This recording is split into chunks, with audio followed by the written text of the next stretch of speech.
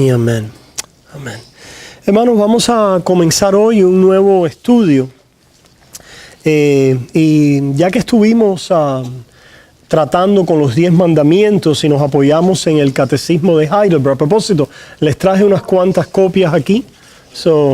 Voy a que puedan ir pasando hacia allá.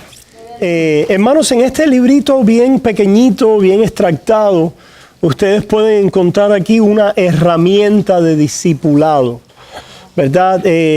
Utilizamos esta palabra, es una palabra, ¿verdad?, que la Iglesia evangélica ha usado, etc. Y usualmente, es decir, hay una cantidad de materiales que existen para discipulado, es decir, para ayudar al creyente en su fe cristiana a crecer, a madurar, a profundizar, etc. La cantidad que existe de discipulado, de materiales que han escrito, etc., es enorme, ¿ok? Sin embargo, hermanos, nosotros vamos atrás unos cuantos siglos a un tiempo en la historia donde se realizaron diferentes documentos y materiales que en el lenguaje de hoy sería de discipulado. Ese es el lenguaje que utilizamos hoy, de discipulado. En el lenguaje antiguo, histórico, de la fe protestante, evangélica y reformada, el lenguaje era el lenguaje de las confesiones y los catecismos.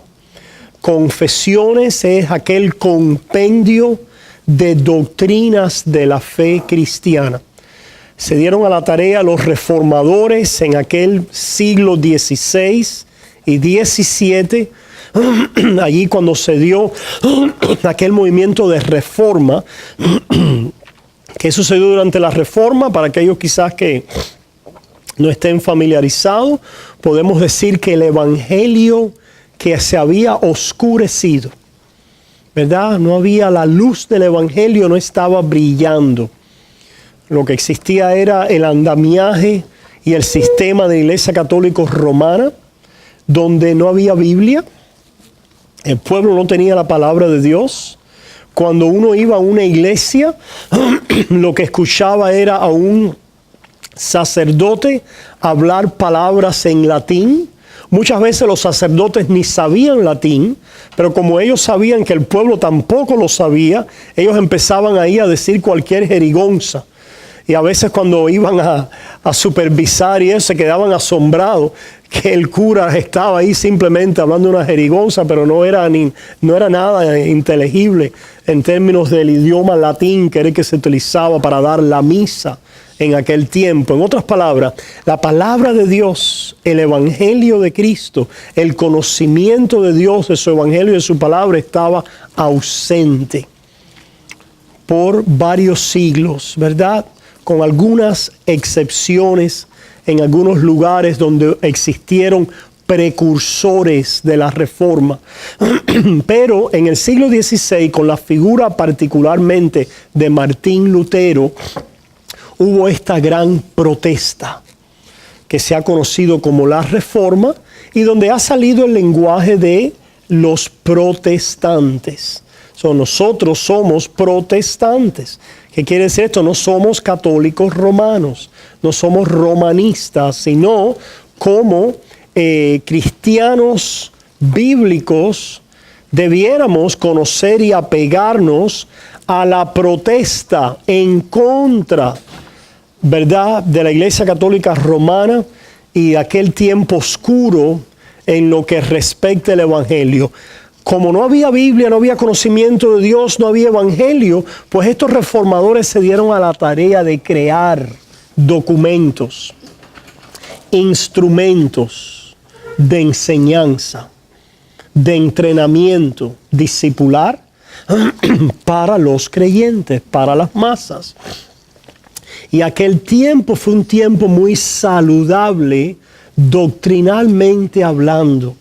Y nos podemos beneficiar de aquella fe histórica reformada a la cual miramos atrás a través de estos documentos. No se engañen cuando ustedes en una iglesia alguien le diga, nosotros somos una iglesia bíblica, solamente tenemos la Biblia.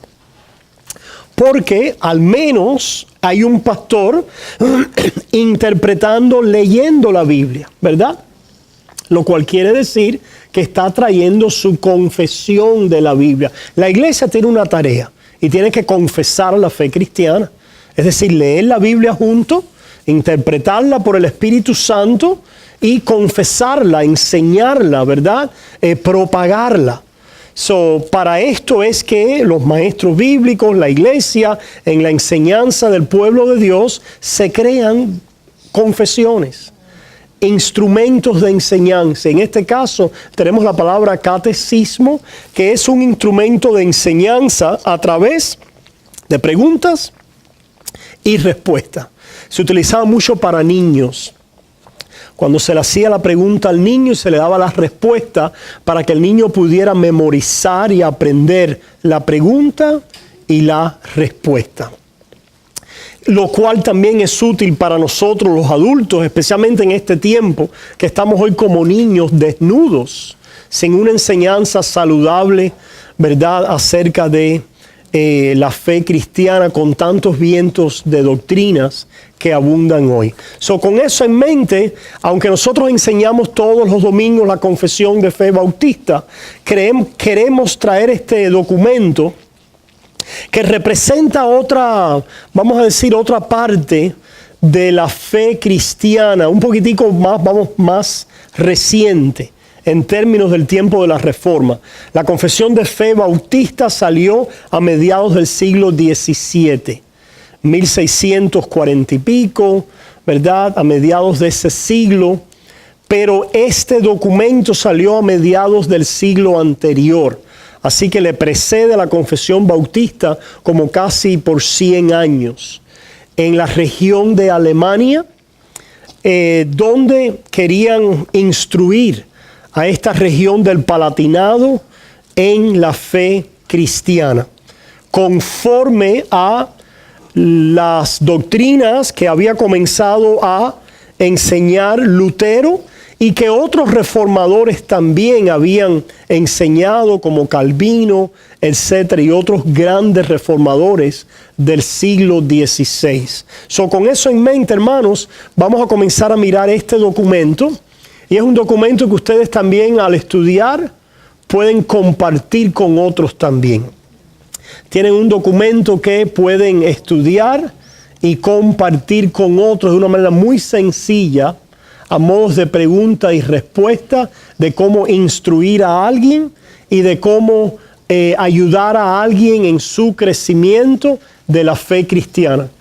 Sí, adelante. A ver, vamos a pasar para allá. Robertico, pásame para allá, discúlpame. No, dáselo ahí a Odalis y al...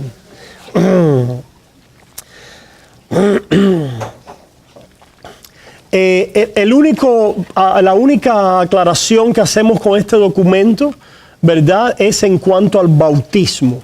Es donde allí queremos decir que, aunque tenemos hermanos reformados y presbiterianos que apoyan el bautismo infantil, y vamos cuando lleguemos allí a ver sobre qué bases ellos lo hacen, aunque nosotros diferimos de ello, ese es el único, vamos a decir, punto o preguntas donde nosotros vamos a diferir de una manera más radical, ¿verdad?, en esa parte.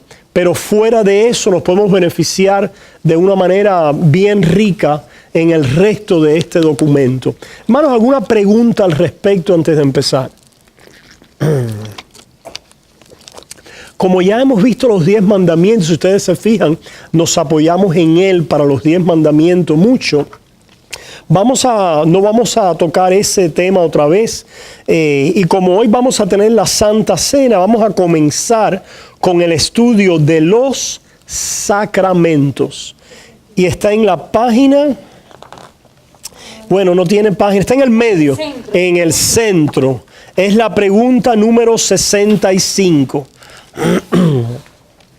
Y la pregunta 65 nos viene con una cláusula introductoria que dice así: si solo la fe nos hace participante de Cristo y de todos sus beneficios. Dime, ¿de dónde procede esta fe?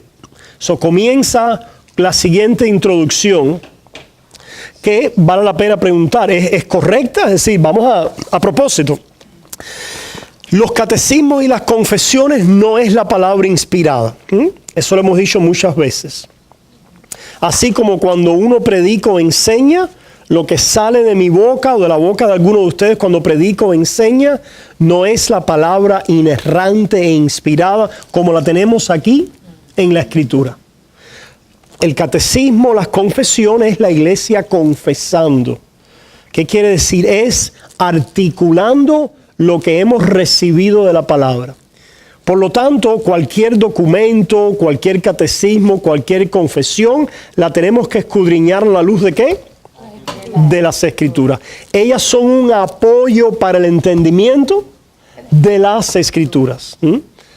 Y es la palabra fiel, no inerrante, quiere decir no sin error, pero es la palabra fiel de la iglesia que ha confesado la fe a lo largo de los siglos. En ese sentido, en la medida en que un catecismo, una confesión, un documento sea fiel a la palabra y se acerque a la palabra, decimos, esa es la voz confesante de la iglesia. Que aunque puede tener sus errores aquí y allá, ¿verdad? No es herejía. ¿Qué quiere decir una herejía? Un error que condena, ¿verdad? No es un engaño, no es algo que te aparta de la verdad y de las Escrituras, como pueden haber muchas enseñanzas. Con eso en mente leímos esta cláusula primera. Si solo la fe nos hace participante de Cristo y de todos sus beneficios. Pregunta, ¿creemos eso? ¿Creemos que solo la fe es la que nos hace participante de Cristo y de todos sus beneficios? Por ejemplo, si vamos a Gálatas capítulo 3, vayamos un momentico a Gálatas capítulo 3. Gálatas capítulo 3 dice, versículo 1. Gálatas capítulo 3, versículo 1 en adelante dice, oh Gálatas insensatos, ¿quién os fascinó para no obedecer a la verdad? A vosotros ante cuyos ojos Jesucristo fue ya presentado claramente entre vosotros como crucificado. Esto solo quiero saber de vosotros. ¿Recibisteis el Espíritu por las obras de la ley o por el oír con fe? ¿Se fijan esas dos alternativas? ¿Recibisteis el Espíritu por las obras de la ley o por el oír de fe o el oír con fe? Wow, ¿de qué manera se recibe el Espíritu? Después sigue diciendo, ¿verdad? Si ustedes siguen leyendo, versículo 3, tan necios sois, habiendo comenzado por el Espíritu, ahora vais a acabar por la carne. ¿Por qué los Gálatas habían comenzado por el Espíritu? ¿A través de qué? De la fe. De la predicación del Evangelio, el oír con fe, la predicación del Evangelio. Ahora van a acabar por la carne. ¿Qué sería acabar por la carne? ¿Regresar a dónde? A las obras de la ley.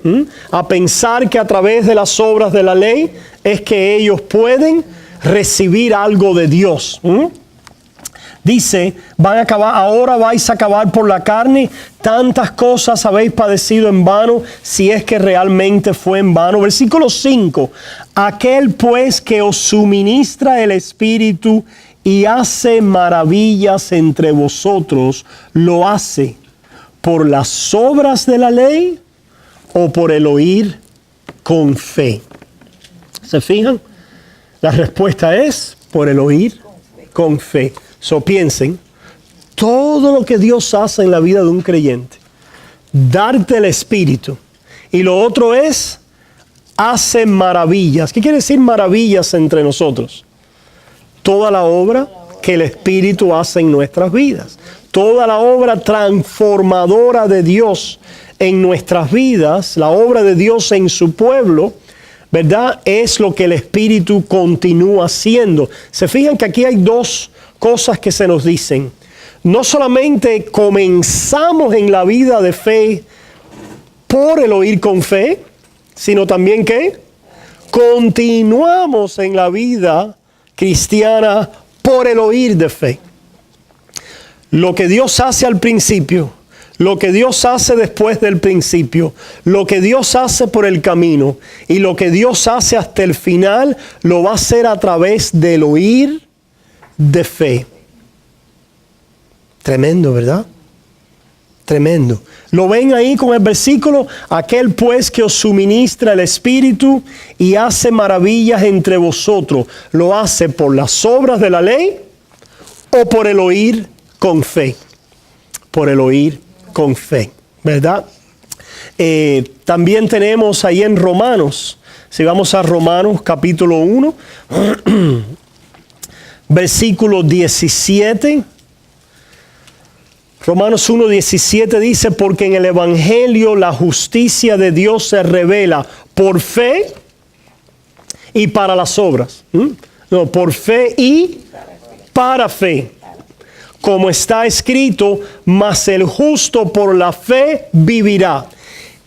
Vivirá quiere decir que ciertamente va a comenzar a vivir por la fe en el nuevo nacimiento, en la justificación, pero va a continuar viviendo por la fe.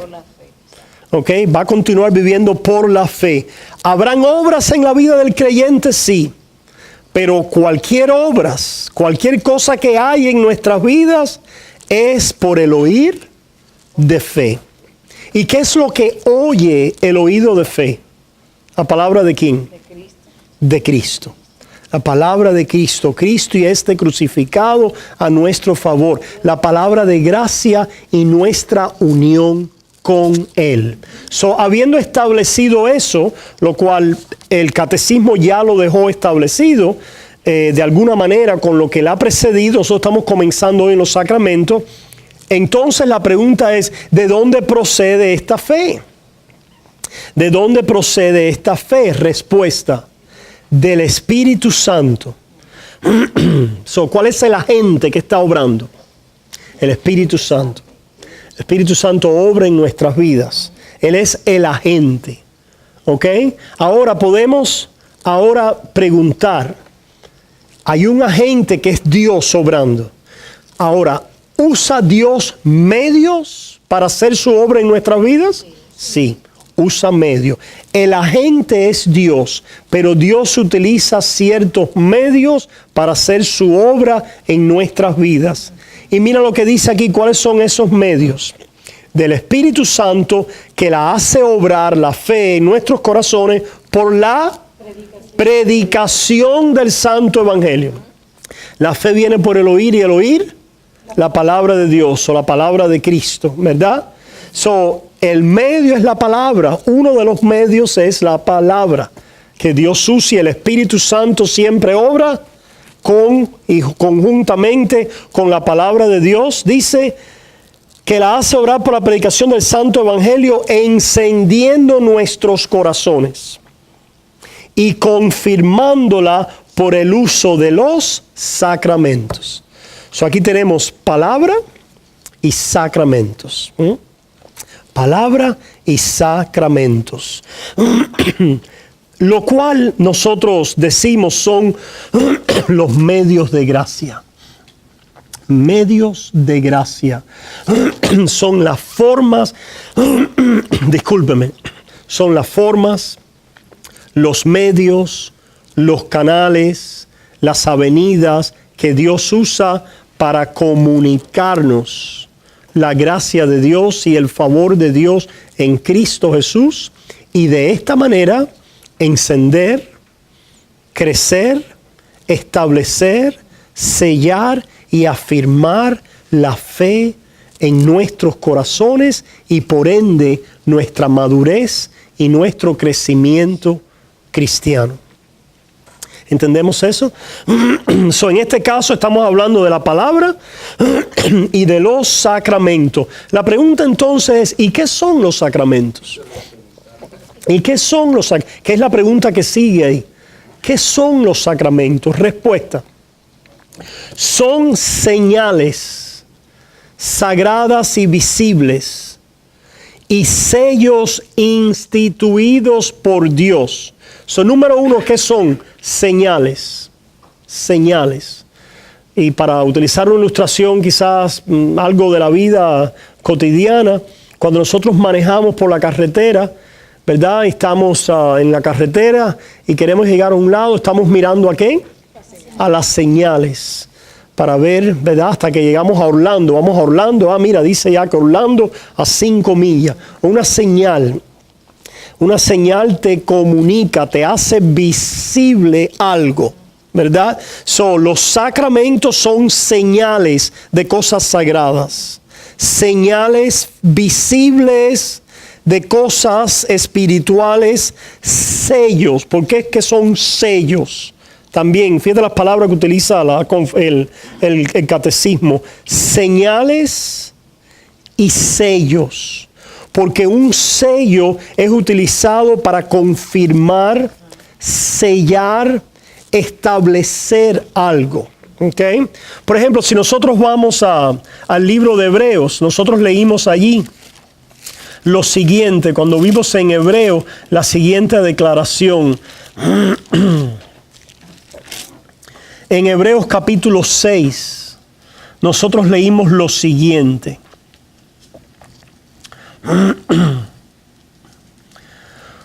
Porque, versículo 13 de Hebreos 6, porque cuando Dios hizo la promesa a Abraham, no pudiendo jurar por otro mayor, juró por sí mismo. ¿Se fijan? La palabra de Dios contiene, la palabra o la promesa de Cristo contiene un juramento, una declaración juramentada de Dios. ¿Y qué es lo que hizo Dios con Abraham para establecer, confirmar y sellar esa promesa que le dio y le juró? ¿Cuál sería la respuesta? Ustedes recuerdan cuando Dios llamó a Abraham, le dio la promesa primero, le juró. Cuando fíjense las tres fases. Es como un pacto, ¿verdad? Claro que sí, un pacto. El juramento es un pacto. Fíjate, Dios habla y lo que Dios habla lo juramenta en pacto. ¿Ok? Lo juramenta en pacto. Y lo que juramenta en pacto, Dios sella a Abraham con una señal. ¿Cuál es? Que lo iba a multiplicar. La señal. Y que le iba a dar Una señal física. su hijo.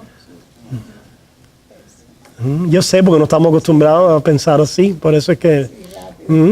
¿Cuál es la señal de la justicia de la fe dada a Abraham? Vayamos a Romanos capítulo 4.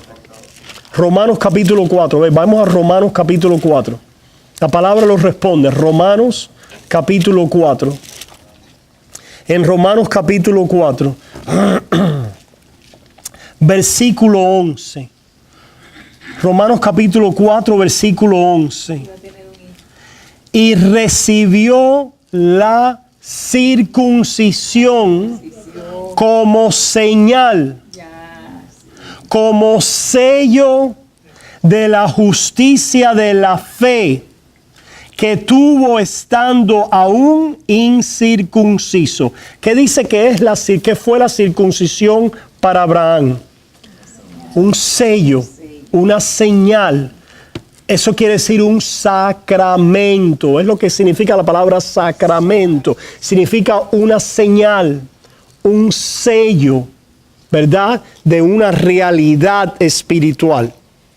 Dios, para ayudar la fe de Abraham, para sellarla, para traérsela bien cerquita, no solamente se la da como promesa y juramento en pacto, sino le añade una señal. Pastor, yo no necesito señal. Está bien, entiendo que nosotros pensamos así, pero Dios le da la gana de darla. Y si Él la da, es porque Él sabe algo. acerca de por qué la da y qué uso tiene con ella. Y la utilidad de la señal, del sello y de la ayuda de esta señal y sello para la vida del creyente. Eso fue Abraham bajo la promesa en el Antiguo Testamento. ¿Se fijan que era sello de qué? ¿Sello de qué? Como dice en Hebreos 4 en ese versículo, sello de la justicia de la fe. ¿Lo ven ahí? A ver, alguien me lo lea. Ya yo pasé la página. Si alguien lo tiene, ¿me lo puede leer? No, estamos dice, versículo 11. Romanos 4:11. Y recibió la circuncisión como señal, como sello de la justicia de la fe. ¿Cuál es la justicia de la fe? ¿Cuál es la justicia de la fe? El que cree, ¿verdad? Recibe la justicia de Dios como una declaración legal de Dios. Y creyó a Dios y le fue contado por justicia. Cuando Dios le dio la promesa, le habló a Abraham. Abraham le creyó y le fue contado a él por justicia. Él no era justo en sí mismo. Él era un pecador, ¿verdad? Él era un pecador y era injusto y delante de la ley y la santidad de Dios era culpable. Pero al creer la promesa de Dios, es declarado por Dios justo. Y entonces aquello que Dios habló y declaró y lo puso y lo juró en aquel pacto. ¿Cómo fue el juramento allá en Génesis? ¿Se acuerdan? Abraham cae en un estupor, se hace unas tinieblas y se cortan aquellos animales, ¿recuerdan? Son divididos los animales y camina por el medio como unas teas con unas columnas de humo, de fuego, de humo, representando la presencia de Dios, que está Él haciendo un pacto unilateral sobre la base de su propia declaración y poniendo su vida, su persona en este juramento. ¿Qué era lo que significaba aquello? ¿Verdad? Si este juramento no se cumple, ¿verdad? Que quede yo bajo maldición. Básicamente, Dios entra en este juramento, ¿verdad? De cumplir aquello que Dios le ha prometido a Abraham. Él lo va a hacer, ha jurado por sí mismo. Eso lo vemos viendo Hebreos 6. Dice, al no pudiendo jurar por otro mayor, juró por sí mismo. Ese es el juramento de Dios delante de Abraham, cuando Abraham estaba en aquel estupor, allá en Génesis, creo que es Génesis, no me acuerdo ahora si es el 16 o el 17, algo así, pero no vamos a ir ahí ahora, no es el punto, después ustedes lo pueden buscar. Dice entonces, un poquitico más abajo aquí en Hebreos, versículo 16, porque los hombres ciertamente juran por uno mayor que ellos, y para ellos el fin de toda controversia es el juramento para confirmación.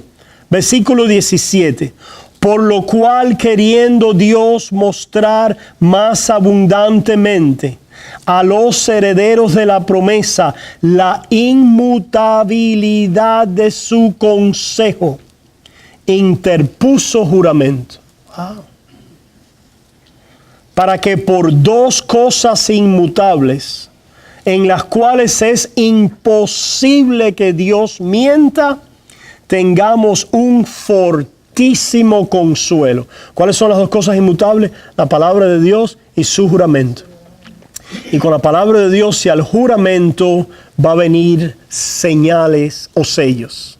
¿Para qué? Para nuestro consuelo, para nuestro fortalecimiento, para nuestra confirmación, como le dio a Abraham. Cuando Abraham fue circuncidado, y cada vez que circuncidaba a sus hijos, ¿qué traía esto a la memoria?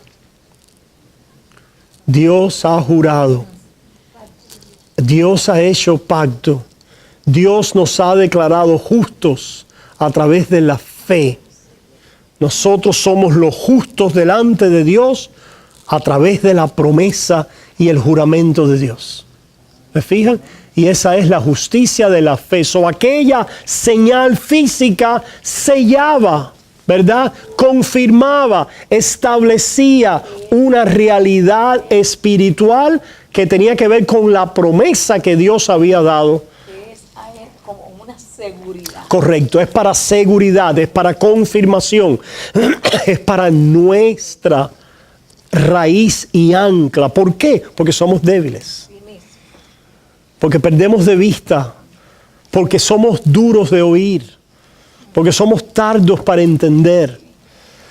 ¿Qué fácil era para Abraham? En otras palabras, para Abraham en su peor momento, en su peor noche, le faltaba un pedazo de carne. ¿Y eso qué? Recordaba la promesa. Aún no podía sentir más nada, estaba en el peor momento, estaba sucumbiendo alrededor.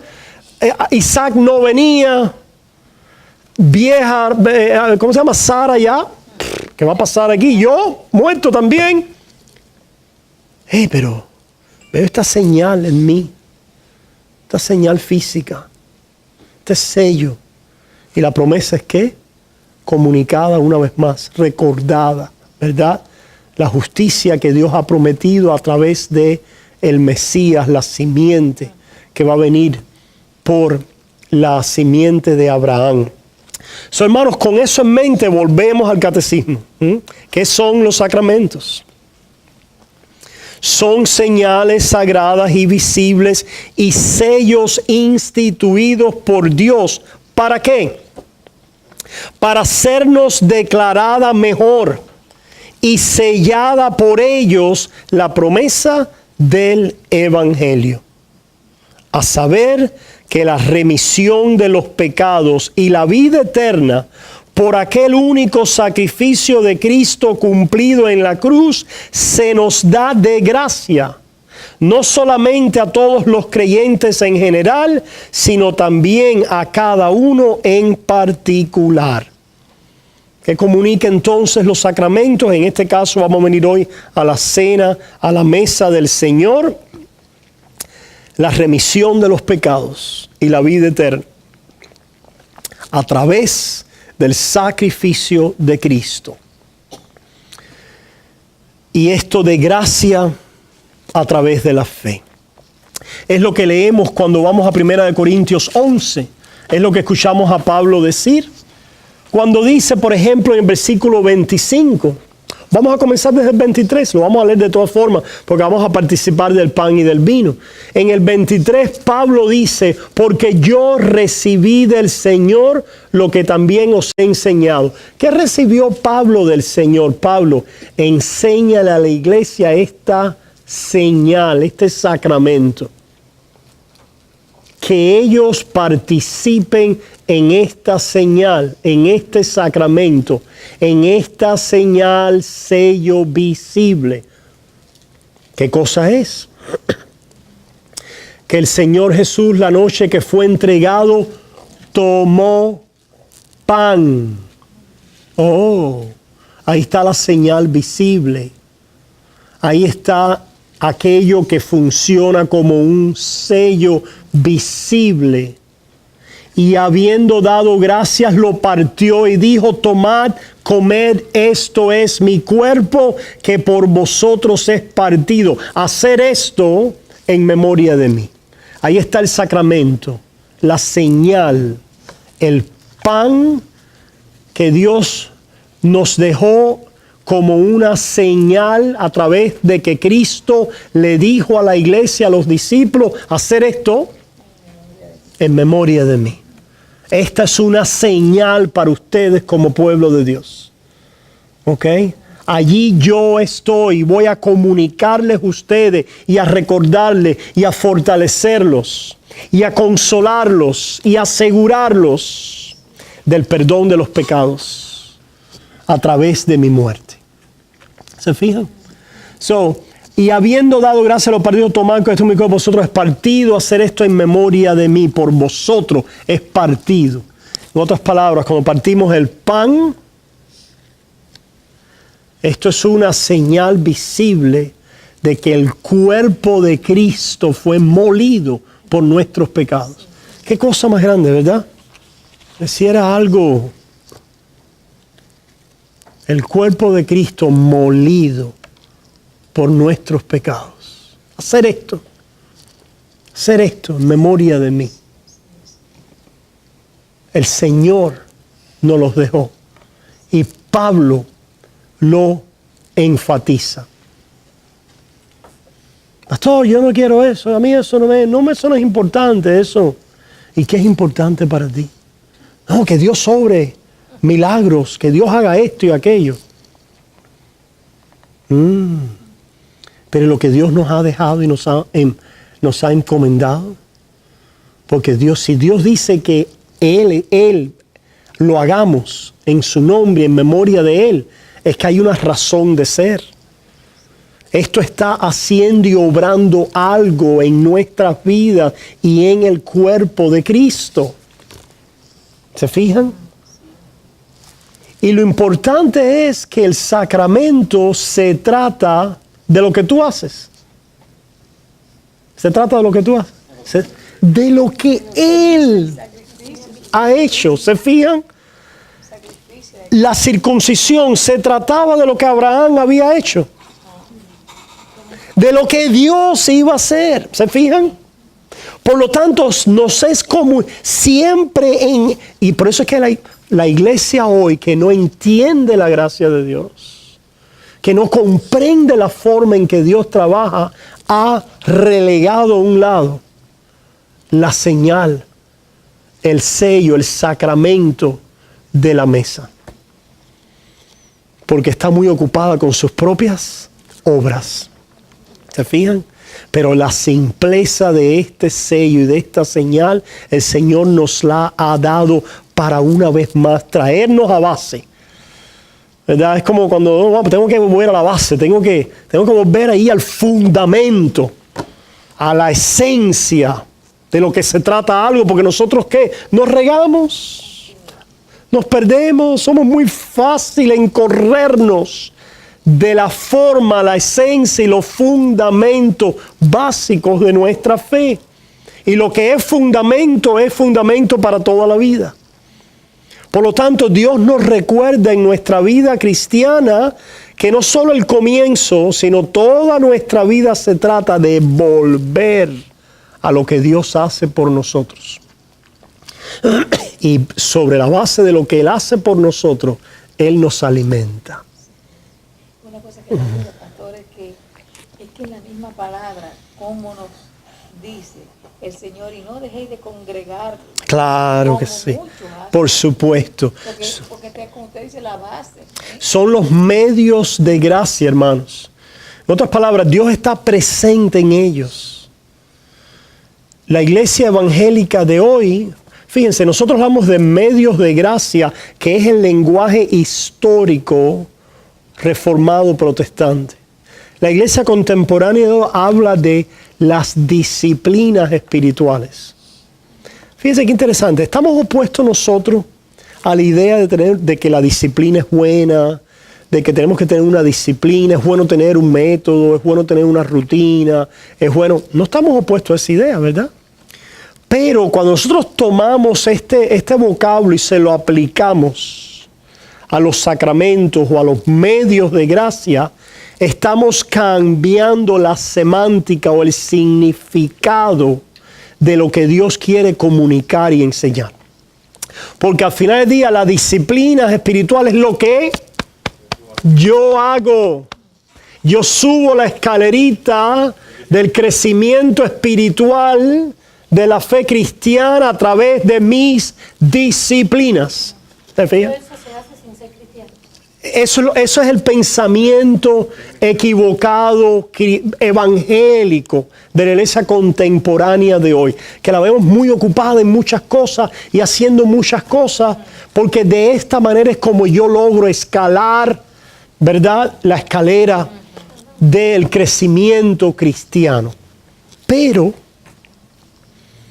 lo que se nos han sido dados son medios de gracia. En otras palabras, diferentes formas a través de las cuales Dios nos comunica que Él ha hecho algo por nosotros.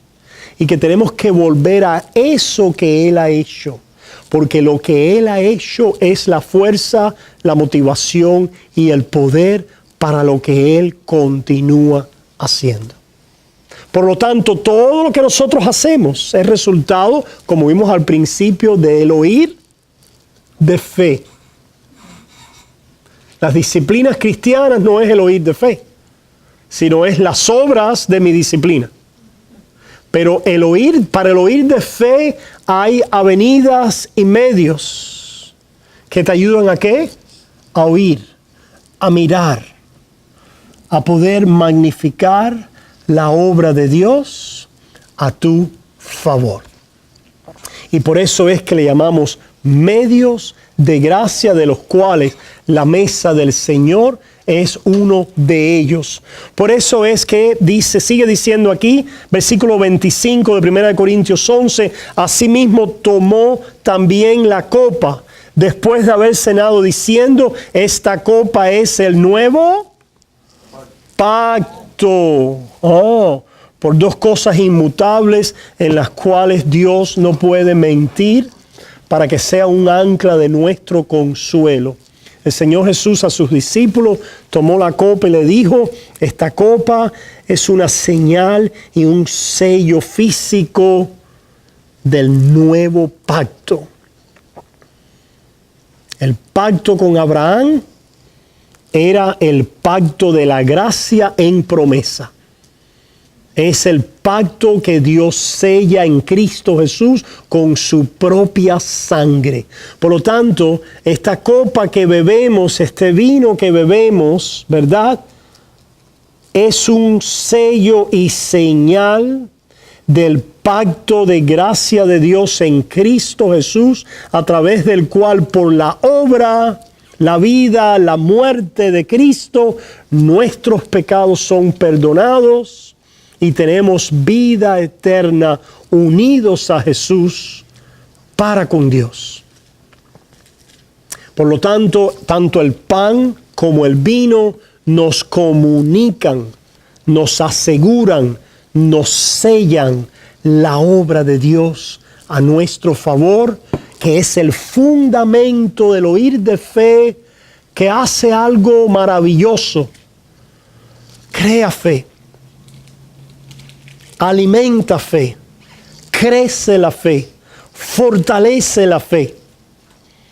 Pareciera es algo tan sencillo, es algo tan fundamental, y la iglesia está tan intoxicada con sus obras que ha abandonado las obras de Dios señalizadas y selladas en sus sacramentos. Esto que nosotros hacemos no es una disciplina espiritual, es un medio de gracia,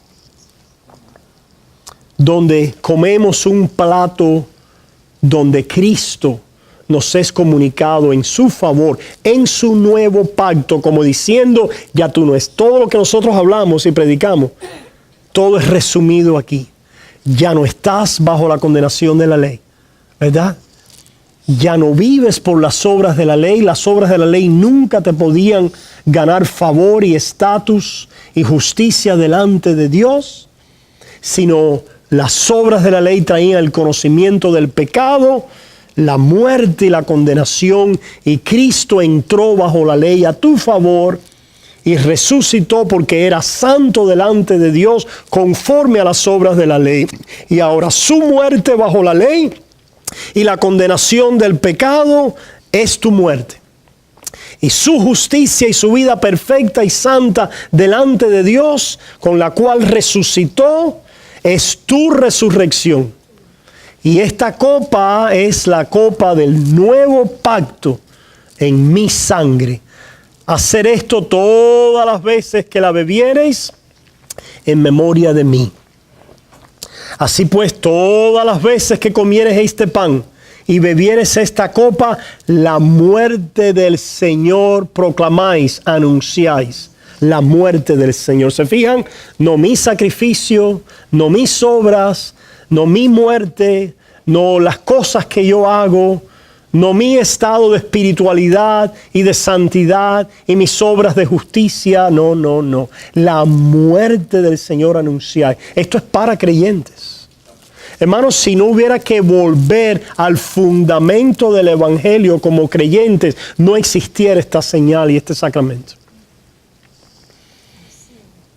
Si nuestras obras, nuestro obrar y nuestra acción fuera la señal de la iglesia, a lo mejor se nos diera, no sé, el caminar de rodilla de aquí a la puerta del templo. O el subir una escalera, como la escalera de Jacob. O el hacer tal cosa, un peregrinaje. ¿Se fijan las señales de otras religiones? Los peregrinajes, los sacrificios, ¿verdad? Estas obras. ¿Se fijan las señales de Satanás en el oscurantismo? Vete para allá, para el rincón arrastrado de rodillas. Vete arrastrando una piedra. Hazle un voto a tal santo y págale el voto y haz esto y haz aquello. El cristianismo es el Dios que prometió. Él hizo el juramento y Él hizo la promesa. ¡Wow! Las religiones del mundo, nosotros hacemos promesas a Dios y no las cumplimos. No las cumplimos. Porque ¿sabes cuál era la promesa delante de la ley? Todas las cosas escritas en el libro de la ley, esto haremos. Y si no lo hacemos, morimos. Que la maldición sea sobre nosotros. Ok, está bien. Pues ahí están. Y echó la sangre sobre... Pues ustedes lo han dicho. Ese era el pacto mosaico. Pero era un pacto, recuerdan, tutorial, que tipificaba la maldición y la bendición, ¿verdad? El camino de justicia por las obras, ciertamente. Había un aspecto legal donde el que obedecía recibía bendición y el que desobedecía recibía maldición. Pero ¿para qué fue este pacto? Dice Pablo, ¿para qué se introdujo la ley? Para el conocimiento del pecado. Para que de esta manera la promesa que le fue dada a Abraham antes de la ley, creyendo solo la promesa de Dios y el juramento, y le fue dada la señal, fuera avanzando bien ilustrada en aquel pacto mosaico con aquel aspecto legal de sacrificios, de muerte, ¿verdad? De estipulaciones y observaciones, de limpieza, ¿verdad? De ritos que tenían que ver con limpieza. Había una obsesión con la limpieza, ¿verdad? Con la santidad, con la purificación. Y para esto tenía que haber derramamiento de sangre. ¿Qué tipificaba todo esto?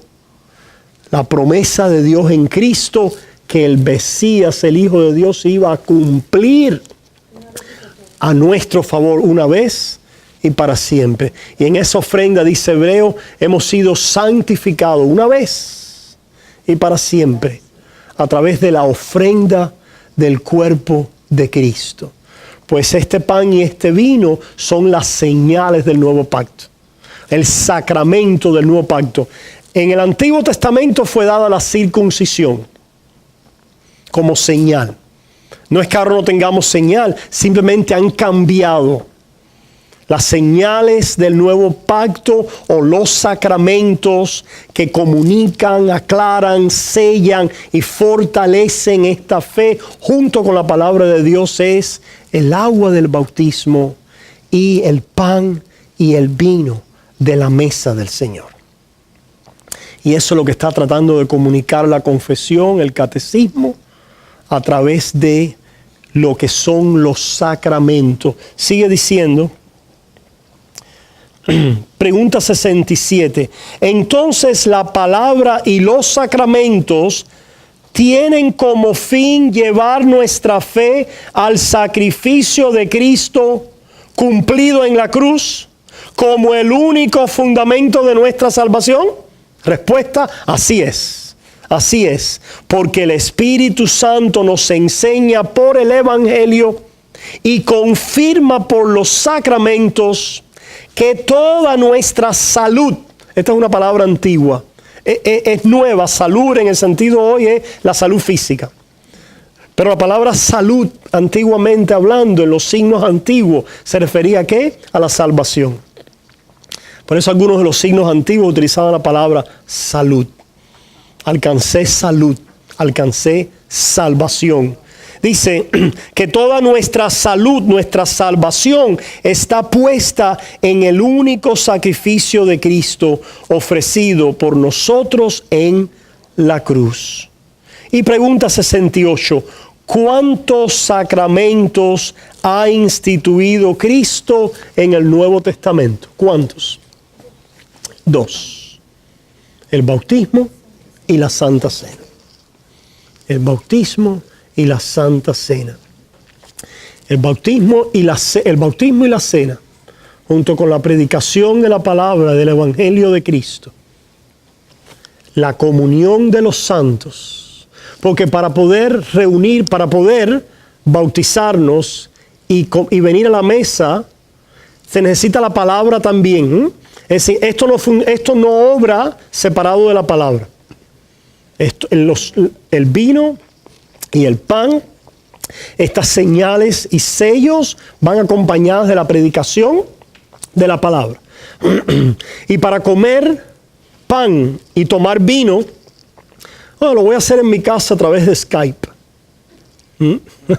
O por la internet o por Facebook. Hay que hacerlo ¿cómo? En comunión. Por lo tanto, fíjense cómo se derivan, ¿verdad? La cena, el bautismo, la predicación de la palabra pública, donde estamos reunidos, ¿verdad? No dejéis de reunirnos, de congregarnos como algunos tienen por costumbre. Ese es un medio de gracia, ¿verdad? Y cuando nos reunimos, comemos, bebemos, predicamos y hacemos algo más. Oramos y cantamos, ¿verdad? Estos son, hermanos, los medios de gracia. ¿Qué quiere decir? Donde Dios está presente, obrando, el oír de fe, comunicando, sellando la gracia de Dios, Cristo crucificado y nuestra unión a Él para nutrir, fortalecer y obrar en nuestras vidas. Miren cómo lo dice la carta de los Hechos. Si nosotros vamos a Hechos capítulo 2.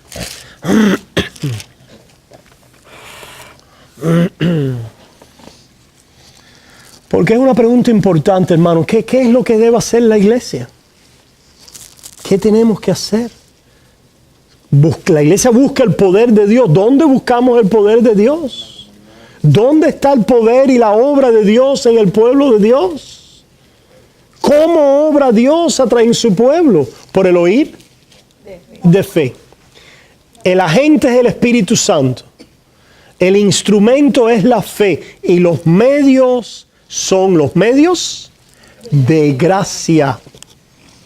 ¿Verdad? Los medios de gracia, los canales, los instrumentos que Dios ha establecido para comunicar y continuar magnificando en nuestros ojos, en nuestros corazones, profundizando y sellando la promesa de Dios en Cristo Jesús. Esto es el perdón de nuestros pecados, la justicia de Dios en Cristo Jesús para los que creen y nuestra unión con Él, y de esa unión todos sus beneficios a nuestro favor. Mira lo que hacía la iglesia primitiva. Versículo 42. Y perseveraban en la doctrina de los apóstoles. En la enseñanza. Perseveraban en la enseñanza. En la comunión unos con otros. La comunión unos con otros. Se reunían. ¿verdad? La enseñanza de los apóstoles no la recibían, ¿verdad? Por la internet. Bueno, yo no necesito ir a la iglesia, yo me voy a poner a oír un mensaje. Ese no es el medio de gracia, hermanos. No es el medio de gracia. Ciertamente eso nos ayuda, es decir, las comunicaciones y la tecnología son cosas que podemos usar. Qué bueno es poder oír un mensaje por la internet, qué bueno es poder ver algo por el Facebook, de espiritual, etcétera, ¿ok? Está bien. Pero eso no sustituye nunca los medios de gracia que Dios ha establecido. Porque el medio de gracia es que nosotros nos congreguemos a escuchar su palabra y estemos en la comunión del pueblo de Dios, en la adoración pública de la iglesia cristiana. Yo, pastor, que eso lo que nos ayuda es a lo que no pudimos, claro. ¿cómo se llama? Llegar un día, un momento. No, asimilar el domingo. Volver, claro. Lo tenemos ahí por supuesto. Claro que sí. Es una cosa que nos por ayuda. supuesto que sí. En la comunión unos con otros, en el partimiento del pan. En el partimiento del pan. ¿Verdad? Ahí está sumido también el vino. Es decir, ¿qué hacía la iglesia cada vez que se reunían? Predicaban, enseñaban, ¿verdad? En la comunión los unos con los otros y venían al partimiento del pan y a la copa. Cada vez que se reunían. Ahí estaba Dios presente con ellos. Y en las oraciones. ¿Y qué más hacían también? Vemos allá en Colosenses. Si vamos a Colosenses capítulo 3. En Colosenses capítulo 3. Colosenses capítulo 3, versículo 16. La palabra de Cristo mora en abundancia en vosotros. ¿Se fijan? Ahí está el poder de Dios. La palabra de Cristo morando en abundancia en vosotros, enseñándoos y exhortándoos unos a otros en toda sabiduría, cantando con gracia en vuestros corazones al Señor, con salmos e himnos y cánticos espirituales. ¿Se fijan? Dios está allí morando con su palabra en la predicación y la enseñanza, en los cantos, en las oraciones y en los sacramentos de la mesa y del bautismo. Esto comunica lo que Dios hace por nosotros. ¿Hay un lugar para nuestras obras? Por supuesto que sí. Nuestras obras, como vamos a ver después en el catecismo, son obras de gratitud por lo que Dios ha hecho. Nosotros obramos por gratitud por lo que Dios ya ha hecho. Por lo tanto, el servicio de adoración es un servicio donde Dios nos sirve. ¿Se fijan? Para poder nosotros servir. Dios se nos entrega a nosotros, se nos da a nosotros a través de medios de gracia. Es como que Dios dice en los medios de gracia: ven y reúnete conmigo para yo servirte. ¡Wow! Y de ese servicio te voy a renovar por la fe para que tú sirvas. Pero hermano, hemos perdido de vista de esto. Es decir, el venir a esa es otra disciplina más que yo hago. Es algo más que yo hago, que yo le entrego a Dios. Voy a ir a la iglesia a darle a Dios lo mejor. Hemos oído eso muchas veces, ¿verdad? Aunque sabemos por qué decimos eso y el espíritu en que lo decimos. No es que estemos, ¿verdad? Pero recuerden, el servicio de adoración está basado en que Dios ha dado lo mejor, que es su Hijo. Si yo le voy a dar a Dios lo mejor, es simplemente que voy a responder al servicio de Dios a mi favor, en dar lo mejor de Él por mí, que es Cristo Jesús. No se trata de ti, se trata de Dios para ti. Se trata de Cristo por ti. Esa es la frase que debemos tener en mente. No se trata de mí, ¿verdad? Se trata de Cristo por mí o para mí. Por lo tanto, todo lo que hacemos en el servicio de oración debe reflejar que el centro, el engranaje, es la obra de Dios a nuestro favor. Y todo nosotros es respondiendo en gratitud, en alabanza, en adoración, en exaltación a esa obra de Dios a nuestro favor.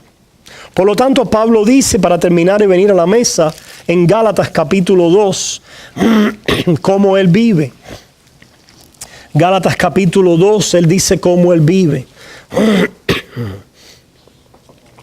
Versículos 19 y 20. Gálatas 2, versículos 19 y 20. Porque yo por la ley soy muerto para la ley, a fin de vivir para Dios. Con Cristo estoy juntamente crucificado. Y ya no vivo yo, mas vive Cristo en mí. Y lo que ahora vivo en la carne, lo vivo en la fe del Hijo de Dios, el cual me amó y se entregó a sí mismo por mí. ¿Se fijan? Es decir, cada paso, lo que ahora vivo, lo vivo en la fe de aquel que me amó y se entregó a sí mismo por mí. Los medios de gracias es Dios recordándonos, comunicándonos, presentándonos que Él nos amó y se ha entregado por nosotros. Y eso es algo que nunca dejamos atrás. Es algo que Dios quiere que continúe profundizándose y arraigándose en nuestras vidas. Que ese amor de Dios podamos comprender su anchura, su longitud, ¿verdad? Su largura, su profundidad. De ese amor de Dios por nosotros en Cristo Jesús. Porque de esta manera, como dice Pablo, que lo acabo de citar en Efesios capítulo 3, en Efesios 3 somos llenos del poder de Dios. El poder de Dios es comunicado a nosotros por lo que Dios ha hecho por nosotros. Efesios capítulo 3, versículo 16 en adelante, terminamos con esto. Para que os dé, Pablo está orando, para que Dios os dé, conforme a las riquezas de su gloria, el ser fortalecidos con poder en el hombre interior por su espíritu. Para que habite Cristo por la fe en vuestros corazones. ¿Se fijan? La forma de vivir en poder es que Cristo habite por la fe en nuestros corazones, a fin de que arraigados y cimentados ¿en qué? En amor. ¿El amor de quién? De Cristo. Dice, seáis plenamente capaces de comprender con todos los santos. ¿Se fija? Esto es un aspecto corporativo. Nos necesitamos en estos medios de gracia los unos a los otros.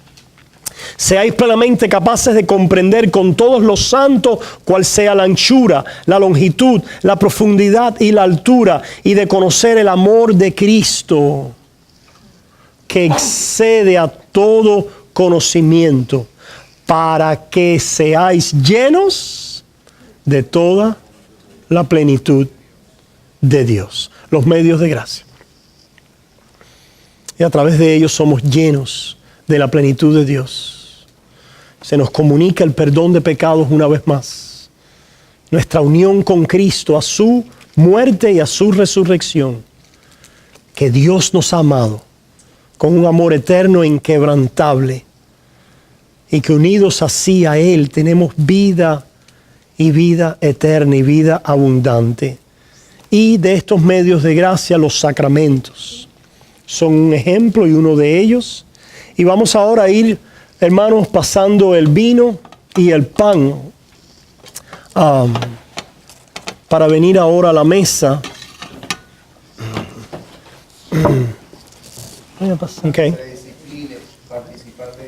Ok, muy buena pregunta. La pregunta es, si quizás no se oyó, si en algún momento se debe impedir o privar el uso del sacramento de la mesa, el pan y el vino, a algún creyente, algún miembro de la iglesia.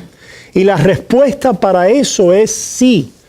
existe la práctica de la excomunicación o la disciplina con respecto a la mesa del Señor.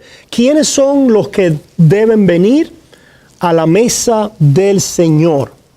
Deben venir a la mesa del Señor, como dice Pablo aquí, cuando nosotros leemos en 1 Corintios 11, aquellos que puedan discernir el cuerpo de Cristo. Discernir el cuerpo de Cristo es, número uno, poder creer, el conocer, el entender lo que significa el sacrificio de Cristo en nuestras vidas.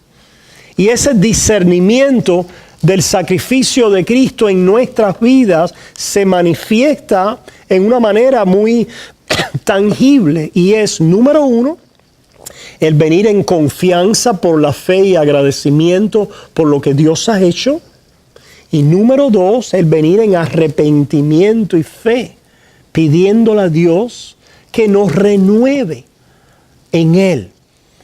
¿Qué quiere decir esto? Que una persona que no crea no debe participar de la mesa, porque no puede discernir el cuerpo de Cristo. Que una persona que comience a articular herejías en contra del Evangelio debe ser mantenida apartada de la mesa, porque no está discerniendo lo que significa el mensaje del Evangelio. Y que una persona que está en un hábito pecaminoso y no se está arrepintiendo, en otras palabras, no está confesando su pecado, su necesidad de Dios y volteándose a Cristo buscando la ayuda para salir de ese hábito pecaminoso. En otras palabras, si alguien dice, sí, yo soy cristiano, qué bueno, Cristo, la fe, etcétera, pero ¿sabes qué? A mí me encanta robar y voy a seguir robando. Pero oye, ¿tú no te das cuenta que eso es en contra de los mandamientos de Dios? Que eso no lo debes hacer, que tú eres un hijo de Dios ya. Y los hijos de Dios no viven de esta manera. No, yo no creo que eso es, ya eso está, no hay problema con eso. Ya yo tengo la gracia de Dios y no importa que siga robando. Es comunicado, ¿verdad? Hay algo ahí que no está bien. Es una persona que no está al confesar. ¿Qué quiere decir confesar a Cristo, hermanos? El confesar a Cristo no es simplemente el que le ponchen un ticket a uno para entrar al cielo. Confesar a Cristo es el reconocer nuestros pecados.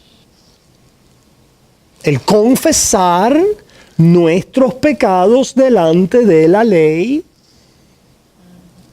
Venir bajo la autoridad de la ley y decir, yo soy un pecador. ¿Se fijan lo que dijimos el otro día? Es decir, yo soy un pecador, no es decir yo soy un pecador, qué bueno la gracia de Dios para vivir en pecado. No, hermanos, el Espíritu Santo cuando trae convicción de pecado, no trae al pecado. Trae tristeza. Ciertamente una lucha. Ciertamente, ¿verdad? Es decir, estamos luchando contra el pecado que no queremos hacer, tras el cual no nos queremos ir.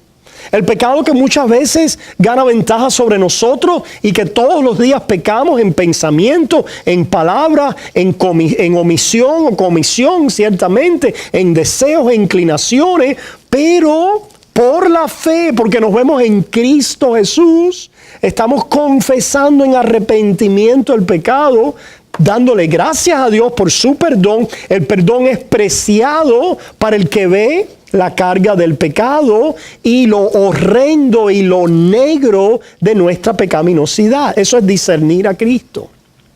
Por lo tanto, el que está viniendo así en arrepentimiento y fe, aun cuando esté luchando, Daniel, quizás la práctica aquí que ha sido, creo yo, no buena, es al cualquier creyente, ¿verdad? Porque de pronto, y a veces nos pasa individualmente o nos los han aplicado así.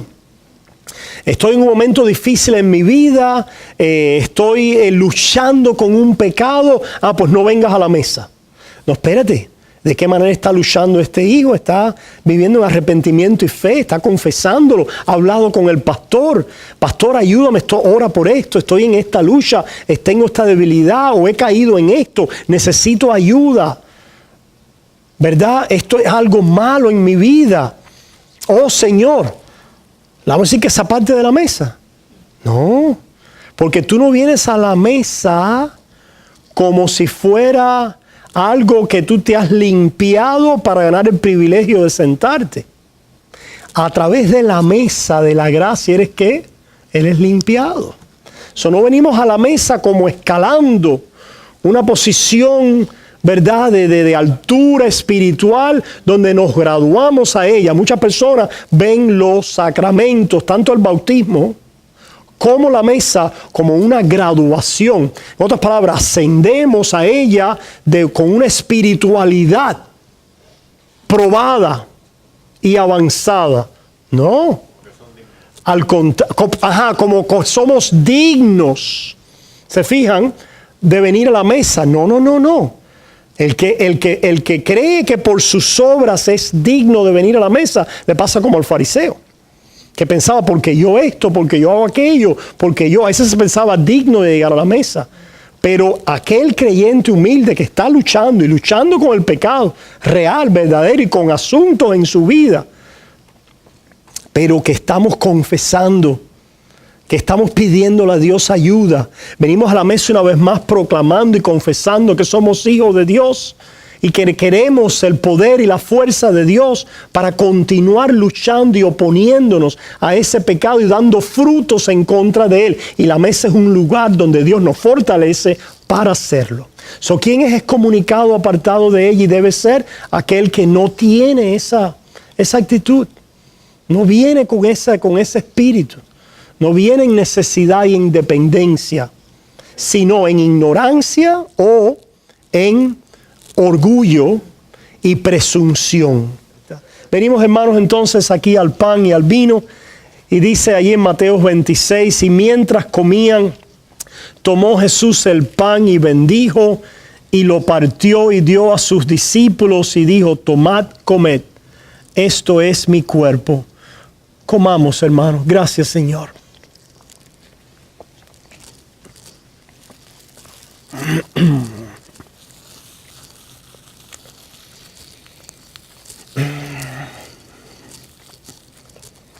Y tomando la copa, y habiendo dado gracias, les dio diciendo: bebed de ella todos, porque esto es mi sangre del nuevo pacto, que por muchos es derramada para remisión de los pecados. Y os digo que desde ahora no beberé más de este fruto de la vid, hasta aquel día en que lo beba nuevo con vosotros en el reino de mi Padre. Bebamos. Padre, te damos gracias por esta mesa hoy, este pan y este vino.